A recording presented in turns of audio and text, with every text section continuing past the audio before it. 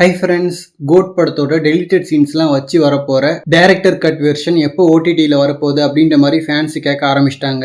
ஏன்னா மோஸ்ட்லி எல்லாருக்கும் தெரிஞ்சிருக்கும் கோட்டோட தியேட்ரிக்கல் வெர்ஷன் ஹெச்டி லீக் ஆயிடுச்சு. ஓடிடி ரிலீஸ்க்கு முன்னாடியே லீக் ஆனது கொஞ்சம் அதிர்ச்சியாக தான் இருக்கு. ஏன்னா இன்னமும் அங்கங்க சில தியேட்டர்ஸ்ல கோட் படம் நல்லா ஓடிட்டு இருக்கு. ஸோ அதனால அக்டோபர் ஃபர்ஸ்ட் வீக்ல ஓடிடியில் ரிலீஸ் ஆகிற மாதிரி இருக்கிறதே கொஞ்சம் ஏர்லி அப்படின்ற மாதிரி தான் சொல்லிட்டு இருந்தோம். பட் ஆனால் இப்போ அன்அஃபிஷியலாக வெளியாகிட்டதால அஃபிஷியல் ஓடிடி வெர்ஷனும் கொஞ்சம் சீக்கிரமே வர்றதுதான் நல்லது. அதுவும் ஓடிடியில் அன்கட் வெர்ஷன் வந்துச்சுன்னா கண்டிப்பா எல்லாரும் திரும்பவும் அந்த வெர்ஷனையும் பார்ப்பாங்க.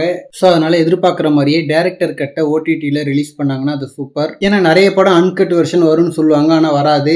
ஈவன் வாரிசு படத்துல கூட டெலிட்டட் சீன்ஸ்லாம் நிறைய இருந்துச்சு. குஷ்பு வர்ற போர்ஷனே கிட்டத்தட்ட 15 நிமிஷத்துக்கு மேல இருக்குன்ற மாதிரி சொன்னாங்க.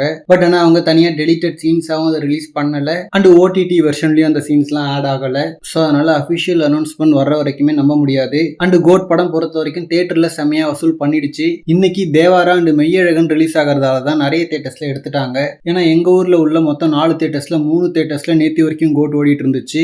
பட் இன்னைக்கு கம்ப்ளீட்டா எடுத்துட்டாங்க. பட் கொஞ்சம் சிட்டி ஏரியாஸ்ல இன்னமும் சில தியேட்டர்ஸ்ல ஓடிட்டு இருக்கு.